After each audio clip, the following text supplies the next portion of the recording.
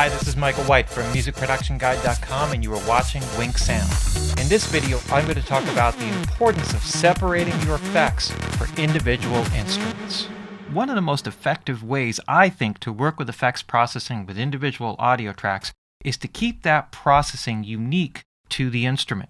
So, for example, if I'm working here with the drums and I decide that I want to add 2 reverbs, I'm going to open up or do the shortcut Shift Command N or Shift Control N, and I'm going to create a couple of stereo auxiliary inputs,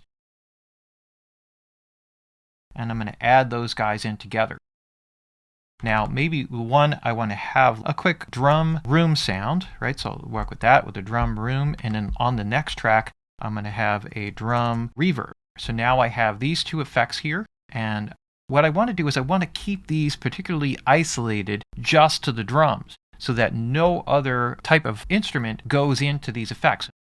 I also want to assign inputs here, so I'm going to assign these to buses 3 and 4 and 5 and 6. And now from the drum tracks, if I wanted to say, for example, put all of the drum tracks, maybe except for the room, what I can do is I can hold the Shift and the Option key, and only the selected tracks will get the assigned plugin. So if I now assign this here, or the assigned send, so now my assigned sends are here, and now I can work with these particular effects. If I want to, I can command click or control click on the little dot here, and now I have my auxiliary sends popped open. Now what happens here is I can set a balance of how much room sound in this particular case that I want to be feeding this particular effect. Now, it's important to keep this separate just for the drums and not apply any other instruments to it, because now I can uniquely tailor this particular reverb. So if I now work in here and I go for a reverb and I'm going to work with just a quick deverb here, I'll just set up a quick room sound, set up the size and diffusion, etc., and I have my particular settings for this, and I can tune everything in and get it to sound exactly the way I want. If I mix guitars into that same effect, however, now anything I do to process that is going to affect both sets of instruments, not just the drums. So the idea of keeping this signal flow separate is very, very important.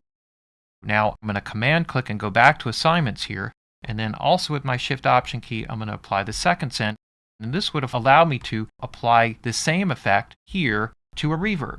And now maybe I want to have a separate reverb unit. So just for the sake here, I'll have just like a little plate reverb that I can apply here. And now I can assign individual levels here. In this case, I may only want to do it for particular instruments like the snare and the toms, and not for all the instruments, but just for sake of example, we have something here. Now we have the signal flow set up here. I'm going to command click again so I can solo isolate these tracks, and now as I work with individual tracks, these guys will stay unmuted while the rest of the tracks mute, and that will allow me to hear the processing with effects. Keeping the reverb separate is an important part of being able to control the sound at every level, and this is a way of creating separation of the individual instruments in your mix. WinkSound is your source for free music and audio technology videos.